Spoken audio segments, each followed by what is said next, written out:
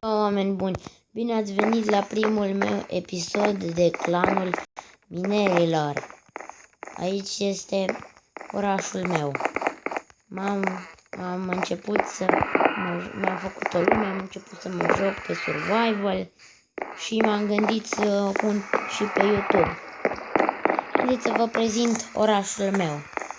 Aici este copacul gigantic unde depozitez eu toate chestiile. Apropo, eu sunt rău. Un zombie. Ce caut aici? Acestea sunt chestiile mele. Nu am foarte multe. Și astea. Știu că nu sunt foarte multe, dar mi-ajung. Acesta este copacul uriaș. Aici este portalul spre Nether. Acolo a fost prima mea casă, dar acum am distrus-o. Și în loc mi-am făcut aici unde îmi depozitez toate chestiile importante. Adică de la ce am minerit. Iron, Diamond, Gold, Coal. Am pus și slime-urile, Redstone, lapis lazuli și cam atât. Ok, acest episod îl voi face singur, dar următorul va fi și cu altcineva. Aici este shop-ul. Știu că este luat ca de la breazla minerilor, dar n-am știut ce să fac. Și vindem slime ball, diamond, lemn, arcuri, lână,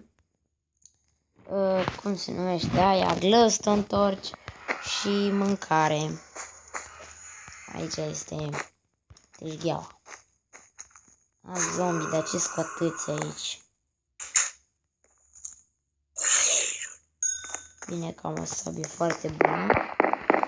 Aici este grădina mea cu legume. Așa.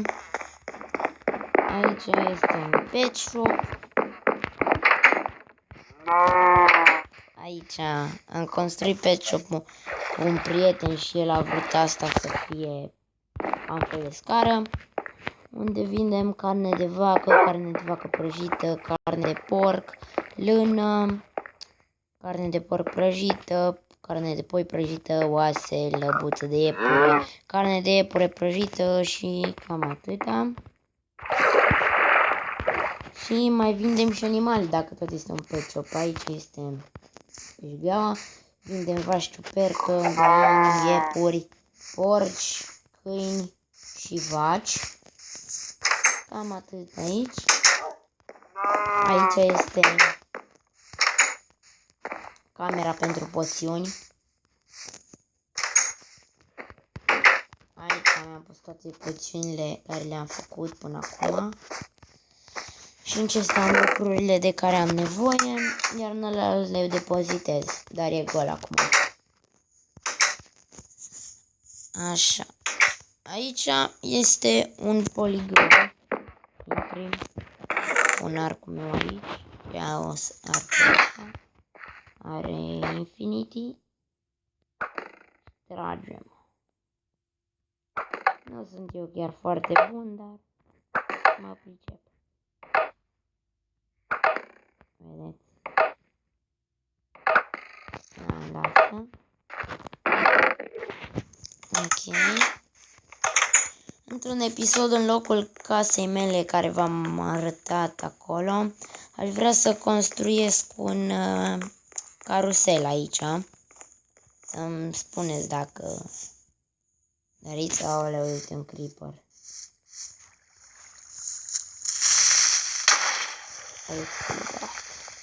Aoleu. Mi-am făcut aici. Stați numai să acopăr și după aia revin. Azi un zombie. Unde? Mamă, ce-am speriat. Hai. Haideți să acopăr aici apa asta. Nu mai am, asta este. Așa. Mergem mai departe. Și pentru că nu am casă toată noaptea, m-am gândit, uitați-vă, să fac aici, pe insula asta. Mamă, dacă-ți monștri. Și haideți să terminăm. Dar să sperăm că am toate chestiile de care am nevoie la mine acum. Cu asta urc eu sus. Dirt-ul ăsta. Ok, dar mai avea nevoie. Am lucrurile? Nu le am. Pat am? Am. Îmi pun un pat aici. Dorm. Și dimineața mă voi duce după lucruri. Ok.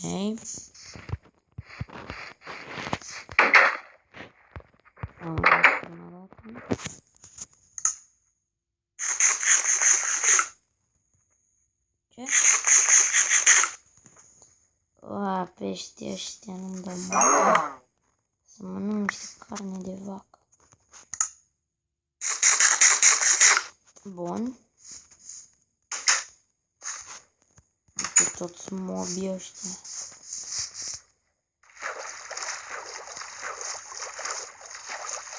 Au ceva cu mine.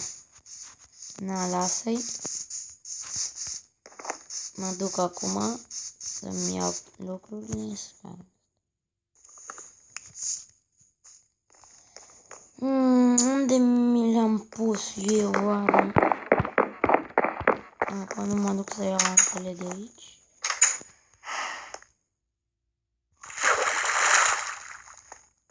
Nu, niciun mob. Să-mi iau alt pește, că ăsta văd că nu mă ajută la nimic. Nu vreau pui, vreau pește. Nu. Bă, dar iar mi-am luat pui. Cât? 21, 22 de pește. Bun. Ce să mai iau? Iau lemn, că am nevoie. Ok. Și mai am din ăla. Geamuri. De geamuri am nevoie. Unde găsesc eu geamuri? Din asta. Îl lași pe ăsta. Mă voi duce. Uite, am aici, perfect.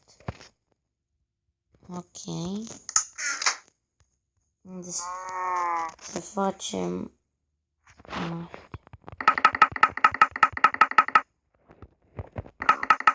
Nu. Mă voi duce să mai caut lemn. Că am nevoie de scări.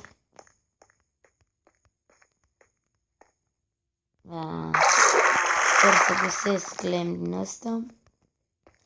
Dacă nu vom face casa în următorul episod, sau voi face eu o chemare.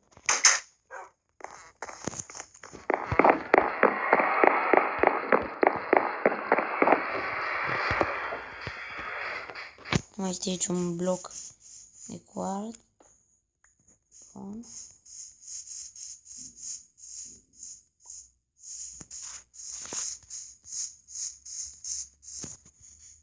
Nu mai găsesc niciun pom din ăla. Aoleu, cât creeper ies.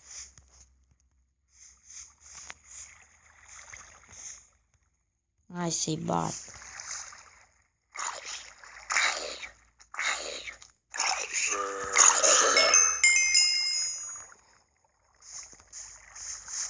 Hai să mor și creeper-ii aia. Ștergem tot.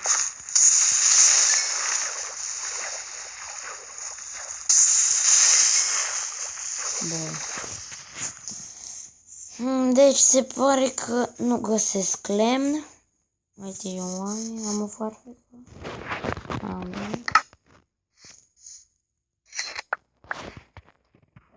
Legend, puțin. Hei, hai.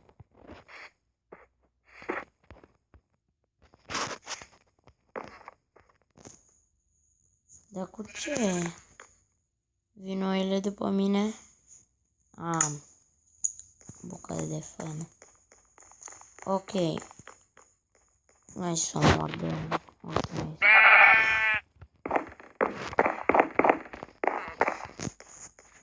Trebuie tot timpul, nu m-am gândit să-mi fac portițe. Nu sparg tot timpul gardul.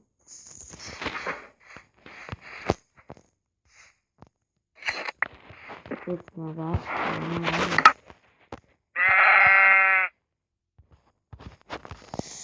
Ok. Hai, stați un pic. Cam atât cu acest episod. Eu sunt Raul și ne mai vedem și altă dată.